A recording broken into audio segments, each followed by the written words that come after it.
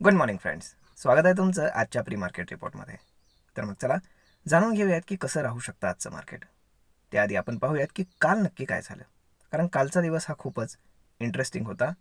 बिलकुल असं एक्सपेक्टेड नव्हतं की मार्केट फॉल होईल, परंतु यामागचं कारण नक्की काय. तर मित्रांनो, जोपर्यंत FIIचा डेटा येत नव्हता तोपर्यंत असं वाटत होतं की फॉरेन इन्स्टिट्यूशननं सेल केलेलं आहे. पण मित्रांनो, सरप्रायझिंगली फॉरेन इन्स्टिट्यूशन काल नेट बायर होते. आणि सेल कोणी केलं आहे? तर डोमेस्टिक इन्स्टिट्यूशननं थोडाफार प्रॉफिट बुकिंग केलं आहे. परंतु ओव्हरऑल आपण बाईंग आणि सेलिंग याच्यातला जर डिफरन्स पाहिला तर काल जे काही मोठे प्लेयर्स आहेत तर त्यांनी फक्त 100 कोटीचा सेल केला आहे.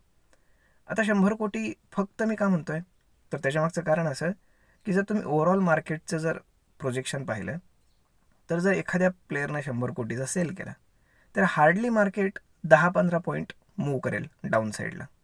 मग तुम्ही विचार करा की मार्केट काल जवळजवळ 150 पॉईंट डाऊन झालं. आणि मग एवढं डाऊन होण्यामागचं नक्की कारण काय? तर यालाच म्हणतात रिटेलरचा ट्रॅप.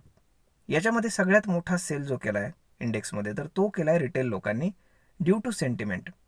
म्हणजेच जे फेड मिनिट्स येणार होते काल रात्री आणि एनव्हिडिया ही जी कंपनी यांचे जे रिझल्ट्स येणार होते तर हे कसे लागतील काय लागतील माहीत नव्हतं. आणि मग याचा काहीही अंदाज नसल्यामुळे रिटेलरने सेल करायला सुरुवात केली आणि इथेच रिटेलर ट्रॅप झाले. आता मी ट्रॅप झाले असं का म्हणतोय, कारण जे काही शेअर्स रिटेलरने स्वस्तामध्ये सेल केले की ॲक्च्युअल त्याच्यामागं काहीच रिझन नव्हतं, तर तेच शेअर्स डोमेस्टिक इन्स्टिट्यूशन आणि फॉरेन इन्स्टिट्यूशन यांनी बाय केलेत. आणि आज गिफ्ट निफ्टी इंडिकेट करते की market almost 100 point gap up open होत आहे. मग तुम्ही विचार करा की झाला का नाही ट्रॅप. तर अशा पद्धतीनं ट्रॅप होत असतो. त्यामुळे कुठलाही निर्णय घेताना स्टॉक मार्केटमध्ये थोडा विचार करून डेटाचा ॲनालिसिस करून मगच घ्यायचा असतो. जोपर्यंत मोठे प्लेयर एखाद्या साईडला किंवा एखाद्या डाऊन साईड म्हणा अप साईडला कुठेही इंडिकेशन देत नाही तोपर्यंत आपण स्वतःहून पोझिशन घेण्यात काहीही अर्थ नसतो. त्यामुळेच माझ्याकडे असलेले कुठलेही शेअर्स मी काल विकलेले नाहीत. तर मित्रांनो, काल आपण पाहिलं तर पुटवाल्यांनी चांगले पैसे कमवले आणि आज पाहूयात की काय होतं आहे. परंतु आज इनसाईड कॅन्डल बनण्याची फार मोठी शक्यता आहे, कारण market 100 point gap up open होत आहे आणि कालची कॅन्डल जर मार्केटनं पूर्णपणे ॲब्झॉर्ब करून टाकली तर मग मात्र मार्केट बुलिशच राहणार आहे आणि मुळात मार्केट बुलिशच होतं. परंतु कालचा फॉल हा अनएक्सपेक्टेड होता. आता पाहूयात की US मार्केटमध्ये काय चालू आहे. मित्रांनो, काल रात्री आफ्टर मार्केट US मार्केटमध्ये एनव्हिडिया कंपनीचा रिझल्ट आला की जो एक्सपेक्टेशनपेक्षा खूप चांगला आला आहे. म्हणजे US मार्केट बंद झाल्यानंतर तुम्ही विचार करा, म्हणजेच पहाटे साधारण 2:30-3च्या आसपास आपल्या इंडियन टाईम झोननुसार, तर रिझल्ट एवढा चांगला आला आहे की जे नॅसडॅक आहे ते शूटअप झाले 100 पॉईंट, जी की फार मोठी गोष्ट आहे. आणि त्यामुळेच ग्लोबल क्यूज आज एकदम पॉझिटिव्ह आहेत. कुठलाही प्रॉब्लेम नाही आहे. फेड मिनिट्स पण अगदी व्यवस्थित आहेत. त्यामुळे काळजी करण्यासारखं काहीही कारण नाही आहे.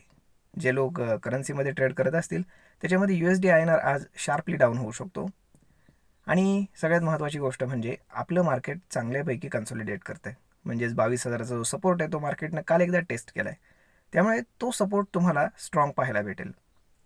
आणि वरच्या साईडला जर पाहिलं तर आता 22,000 ते 22,500 या दरम्यान मार्केट कन्सॉलिडेट करू शकतं. आणि फार चांगली गोष्ट आहे, कारण कन्सॉलिडेशन जेवढं होईल हायर साईडला तर तेवढंच ते ब्रेकआउट देण्याची एक चांगली पॉसिबिलिटी आहे. आता हे सगळं डिपेंड आहे येणाऱ्या इलेक्शन्सवरती, त्यामुळे मार्केट थोडं वोलाटाईल राहील एवढं मात्र नक्की.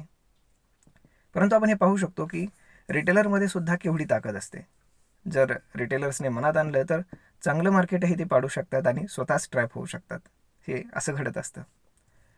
तर मग मित्रांनो, आज जर पाहिलं तर सगळे स्टॉक्स जर आपण पाहिले तर आपण IT वरती खास करून लक्ष द्यायला हवं, कारण एनव्हिडिया ही जी आहे ही IT कंपनी आहे आणि त्यामुळेच काल जे ITने अगदी अंडर परफॉर्म केलं होतं ते मे बी आज चांगलं परफॉर्मन्स देऊ शकतात.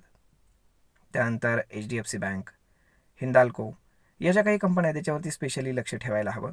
आणि बाकी तर खास म्हणावं असं काही नाही, कारण ओपन इंटरेस्ट 22,000ला अजूनही बऱ्यापैकी चांगलाच आहे आणि त्यानंतर 21,800ला आहे. आता कालच 22,000 टेस्ट केला आहे, त्यामुळे शक्यता वाटत नाही की 22,000 ब्रेक होईल आणि मार्केट एवढं मोठं गॅप अप ओपन होतं आहे, त्यामुळे ते सस्टेन होण्याची शक्यता जास्त आहे. बघूयात काय होतं ते. तर मग मित्रांनो, अशा पद्धतीनं तुम्ही प्लॅन करू शकता ट्रेडिंगमध्ये. हे तुम्हाला आजच्या या पूर्ण ओव्हरऑल मार्केटवरनं लक्षात आलं असेल. तर भेटूयात पुढच्या एका नवीन व्हिडिओमध्ये. तोपर्यंत तुम्हाला ही माहिती ट्रेडिंग करण्यासाठी नक्कीच उपयोगी पडत असेल, इन्व्हेस्टमेंट करण्यासाठी देखील नक्कीच उपयोगी पडत असेल. भेटूयात पुढच्या एका नवीन व्हिडिओमध्ये. तोपर्यंत धन्यवाद.